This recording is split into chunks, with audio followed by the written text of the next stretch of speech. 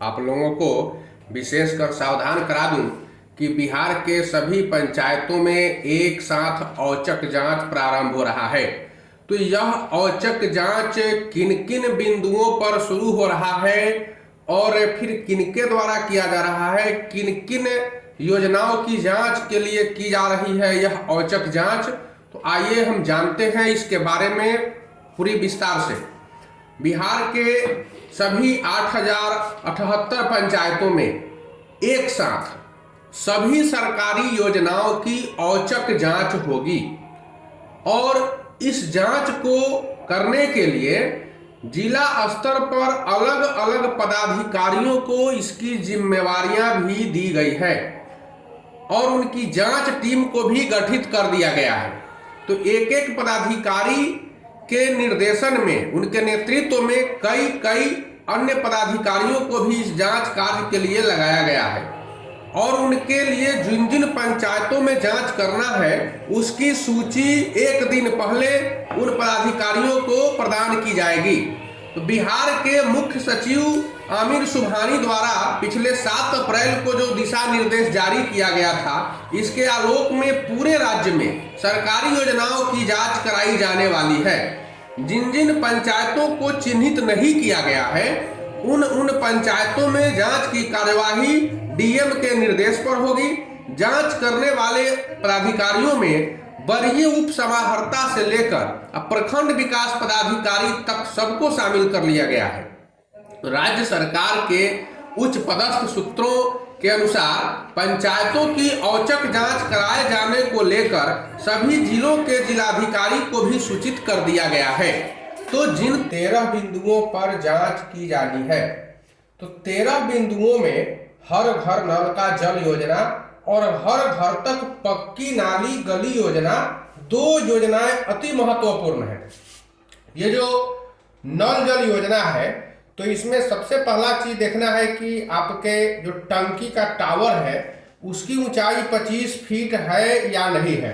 Boring की गहराई 400 feet है या नहीं है, अर्थात कहीं कहीं 300 फीट का भी एस्टीमेट है, तो उसके एस्टीमेट के मुताबिक है या नहीं है, मुख्य रूप से यह देखना है। पाइप आपका जो है वह गुणवत्ता युक्त है या नहीं है, नल जो है वह पीतल का है या नहीं है, इन सब चीजों पर मुख्य रूप से ध्यान देना है। इसके अलावा प्राथमिक, माध्यमिक और उच्च विद्यालयों में पढ़ाई का स्तर कैसा है, उसकी गुणवत्ता कैसी है, इसकी जांच करनी है। हर दिन एक पदाधिकारी, हर बुधवार या गुरुवार को जो समय बन रहा है, तो उस दिन पदाधिकारी विद्यालय में जाएंगे, उस क्लास में बैठेंगे और फिर 20 मिनट तक देखेंगे कि वहां पढ़ाई अच्छी तरह से हो रही है अथवा नहीं हो रही है। इसके अलावा SC ST OBC और अल्पसंख्यकों के लिए छात्रावास की उपलब्धता सही है या नहीं है, इसकी जांच करनी है। पंचायतों में स्वास्थ्य सुविधाओं की स्थिति कैसी है, आंगनबाड़ी केंद्रों की स्थिति कैसी है और वृद्धावस्था पेंशन का वितरण हो रहा है अथवा नहीं, तो इन सब बातों पर विशेष ध्यान दिया जाना है। साथ ही साथ जन वितरण प्रणाली अर्थात कोटा, जहां से आप लोग राशन उठाते हैं, तो राशन की जो दुकान है उसकी जांच करनी है कि सही माप करके आप लोगों को तौल सही है कि नहीं, वजन उसका ठीक ढंग से है कि नहीं, आपको सही सामान मिल रहा है और सही पैसा में मिल रहा है या 5 रुपया 10 रुपया आप लोगों से ज्यादा लिया जा रहा है। ग्रामीण सड़कों की स्थिति कैसी है, सरकार ने पैसा दिया तो सड़क समय पर बना कि नहीं, बना तो टूट रहा है जल्दी, उसकी गुणवत्ता ठीक है कि नहीं।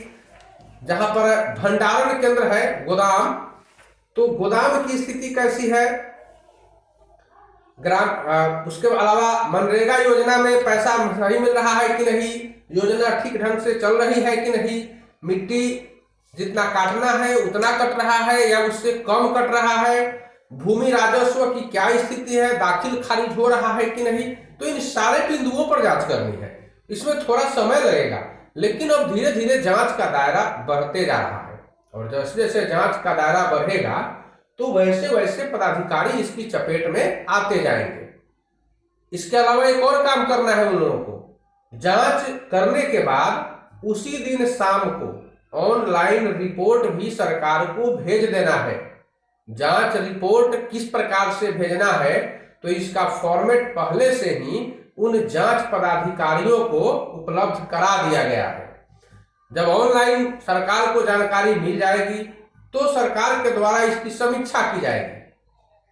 मैंने बताया ना, पदाधिकारी जो है प्रतिदिन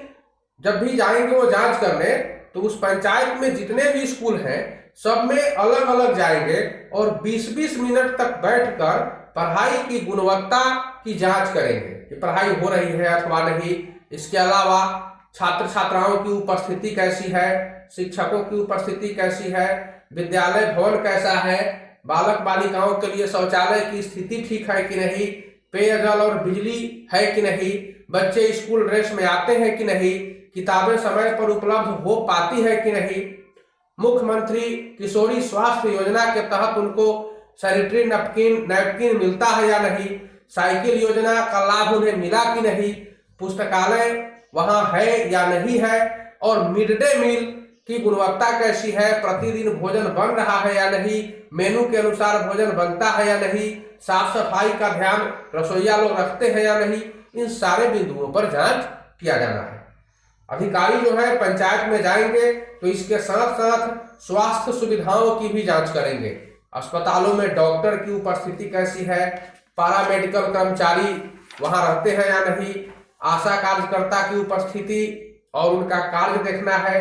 दवा वितरण, स्टॉक में दवा है कि नहीं, दवा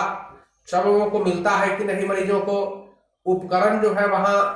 इलाज के उपकरण तो उसकी स्थिति कैसी है, जर्जर है, पुराना है, नया है, काम करने लायक है या नहीं है, अस्पताल में शौचालय की स्थिति कैसी है, बिजली पानी का कनेक्शन का क्या स्थिति है। तो इन सारे बिंदुओं पर जांच करते हुए ग्रामीणों से भी इसका फीडबैक उन्हें लेना है, ग्रामीणों का क्या कहना है उनका भी विचार लेना है। जब औचक निरीक्षण होगा तो इस स्थिति में सबसे पहले नल जल योजना की जो स्थिति है उसके मेंटेनेंस की क्या स्थिति है, प्रत्येक घर में पानी की आपूर्ति हो रही है या नहीं, अत्यधिक जल के संग्रहण को लेकर जो गड्ढे तैयार किए गए हैं तो उनकी भी जांच करनी है, हर घर तक पक्की नाली गली योजना का पहुंच हुआ है या नहीं है, इसको भी देखना है पदाधिकारियों को। तो जो सूत्रों से जानकारी मिली है उसके अनुसार भूमि और राजस्व संबंधी जांच में भी दाखिल खारिज के को लेकर जितनी शिकायतें आई है, जितने आवेदन आए हैं, जितने आवेदन लंबित हैं उनका निपटारा हो रहा है अथवा नहीं, जमाबंदी और जमाबंदी रसीद की स्थिति, सेटलमेंट के रिकॉर्ड की स्थिति और अन्य मामलों की डाटा एंट्री की स्थिति भी जांच करनी है। तो इन सारे बिंदुओं पर जांच करना है और अब जांच बड़ी तेजी से होने वाली है। सप्ताह में एक दिन समय दिया जा रहा है, प्रत्येक मंगलवार या बुधवार जब भी या गुरुवार सरकार निर्धारित करने जा रही है उस दिन हर पंचायत में एक साथ, पूरे बिहार के हर पंचायत में एक साथ जांच शुरू किया जाएगा और एक ही साथ समाप्त किया जाएगा। जांच का समय निर्धारित किया जा रहा है। तो जब सप्ताह में औचक निरीक्षण शुरू हो जाएगा तो अपने आप इन सारे चीजों की गुणवत्ता सुनिश्चित होने लगेगी। धन्यवाद।